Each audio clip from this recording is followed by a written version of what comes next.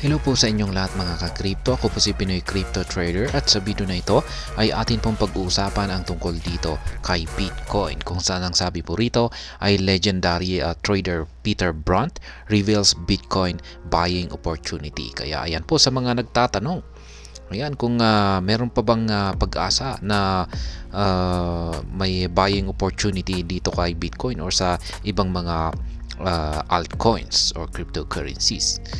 Kaya ayan, meron pong inilabas dito na isang prediction or opinion ang isang legendary trader na walang iba kundi si Ginoong Peter Brandt, kung saan ay ayon po sa kanya ay si Bitcoin ay magbibigay po siya, yan, magbibigay pa siya ng isang buying opportunity, yan, para sa mga gustong pumasok sa pag-i-invest dito kay Bitcoin. At syempre hindi lamang po itong si Bitcoin.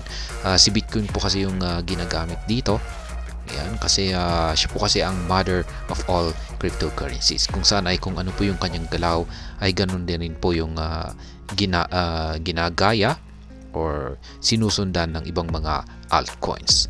Kaya kung pag umaakyat po si Bitcoin ay nagsisiakyatan na rin po ang mga altcoins. Pero kung pag bumabagsak po ito ay ayan, nagsisibagsakan na rin po ang mga altcoins. Ayan, bago po tayo magpatuloy ay nais ko lamang po munang bigyang linaw ang aking disclaimer kung saan ang nilalaman po ng video na ito ay hindi po ito isang financial advice.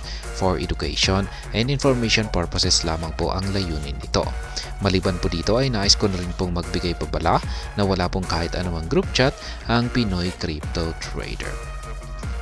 At ayan po siya, si Ginoong Peter Brandt, isa po siyang legendary trader. Ibig pong sabihin ay napakarami po siyang nalalaman at napakarami po siyang karanasan. Kaya ayan, isa po siyang masasabi po natin, isa po siyang napakagaling na analyst.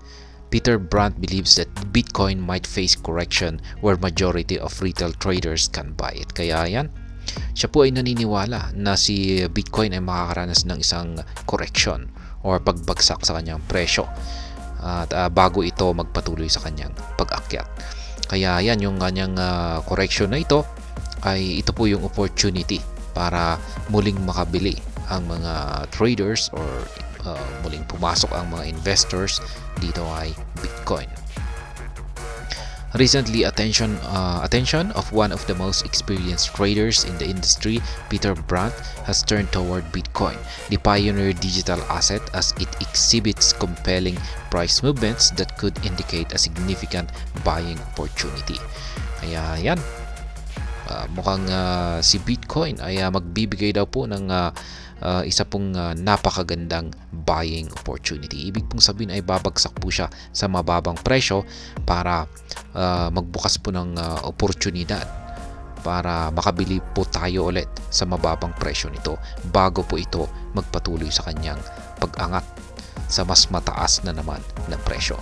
Kaya yan, yung mga nagtatanong dyan, yan, kung meron pa bang opportunity para makapasok dito kay Bitcoin or sa ibang mga altcoins dyan, ay ayan po, mismong isang legendary na trader na si Ginoong Peter Brandt ang nagsabi na posibleng magbibigay po ng isang opportunity, buying opportunity itong si Bitcoin o isang correction.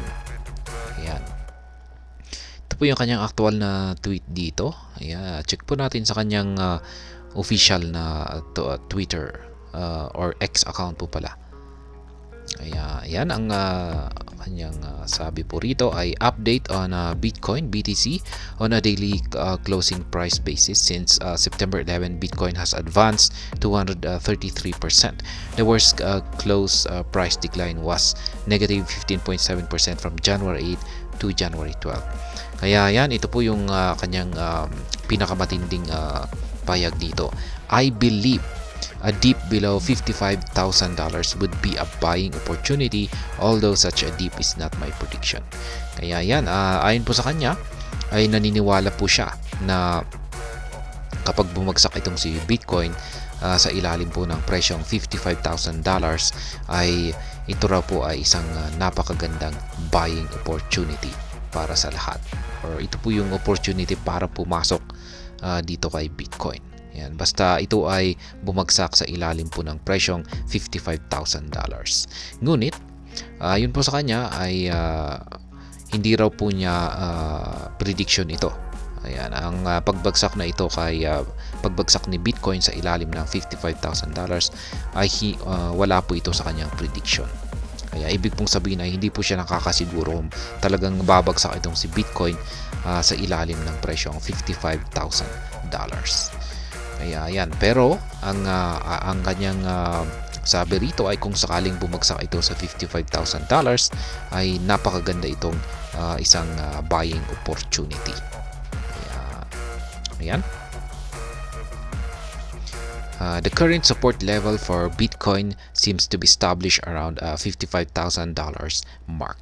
Kaya yan, yung $55,000 po kasi na presyo na ito, ito po kasi yung nagsisilbing kasalukuyang support line or support level kay Bitcoin.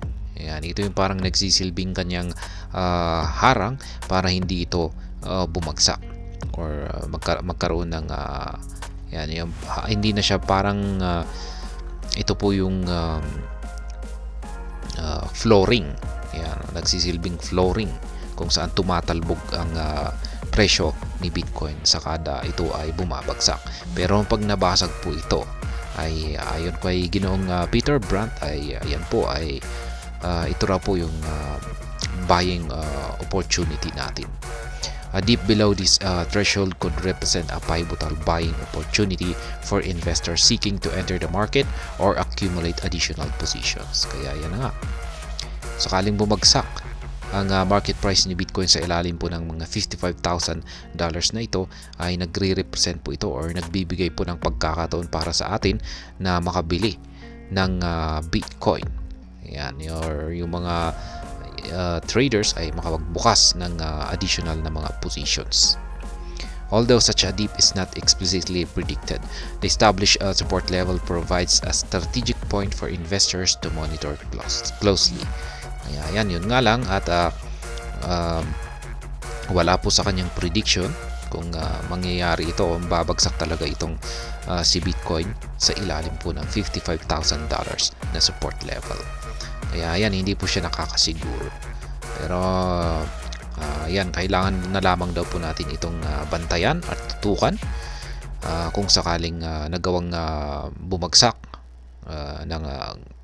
bumagsak ng presyo ni Bitcoin dito sa ilalim ng $55,000 ay ayan, maganda pong bumili ayon po kay Ginoong Peter Brandt. Tayo hanggang dito na lamang po tayo sa video na ito. Sana po ay inyong nagustuhan ang aking paliwanag dito. Kung inyo po itong nagustuhan ay pakiclick lamang po ang like button nito.